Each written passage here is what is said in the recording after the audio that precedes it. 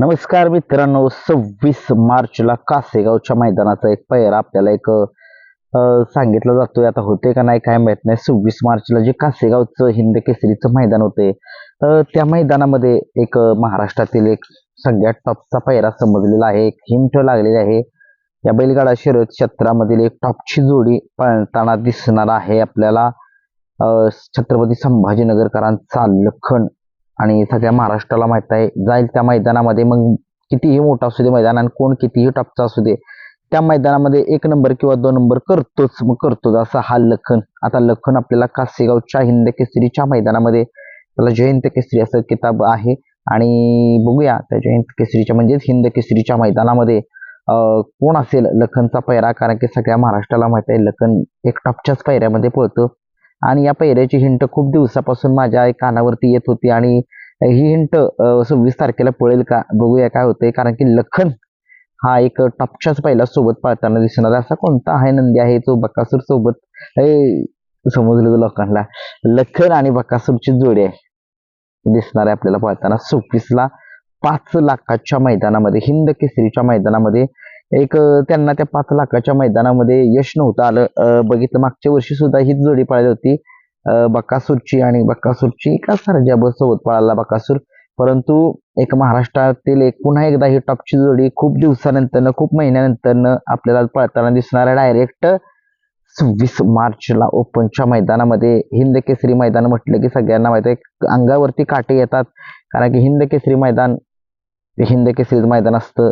कुणी कितीही टॉपची मैदाने जरी भरवली असतील, परंतु तो हिंद केसरीचा मान जो आहे तो कुठेच मिळत नाहीये, तो कमवावा लागतो. आणि या बैलगाडा शर्यत क्षेत्रामध्ये दोन्ही भागांनी आपापल्या पद्धतीने, आपापल्या पळण्याच्या जोरावरती ही कामगिरी जी आहे ती 7 समुद्रापार पोहोचवली आहे. आणि आपल्या सगळ्या महाराष्ट्राचा लाडका लखन आपल्याला बकासूर ही जोडी पळताना दिसेल. गाडीवरती प्रथमच बसणार आहेत किशोर ड्रायव्हर, आणि त्यांची एक इच्छा आहे की बकासूरच्याच गाडीवरती त्यांना बसायचे आणि बकासूरची गाडी त्यांना चालवायची.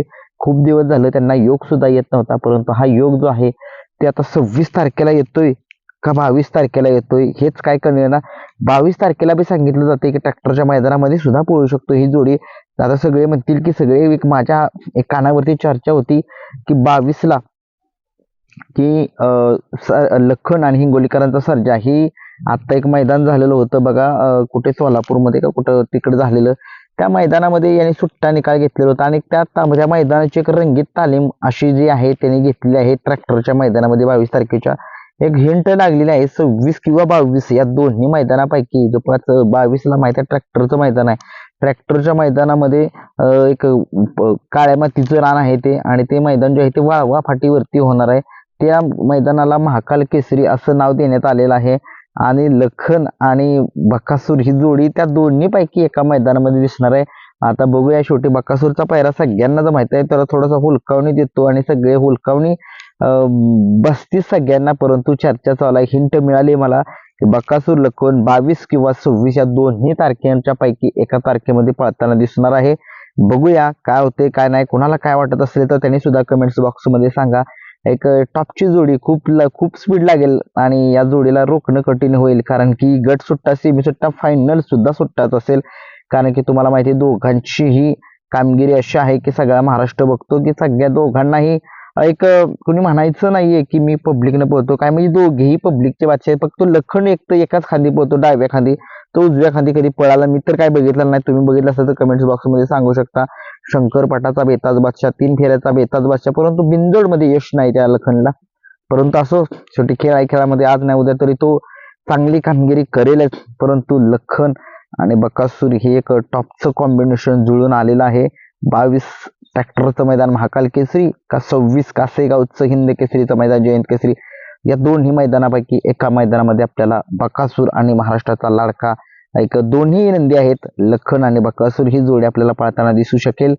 काय वाटतंय काय यांना रोखणं कठीण होईल बरं का. कारण की सगळेजण येतील, गट सेमी काढतील, परंतु फायनलला यांना रोखणं कठीण आहे. एक उजव्या खांदीचा बादशाह, एक डाव्या खांदीचा बादशाह.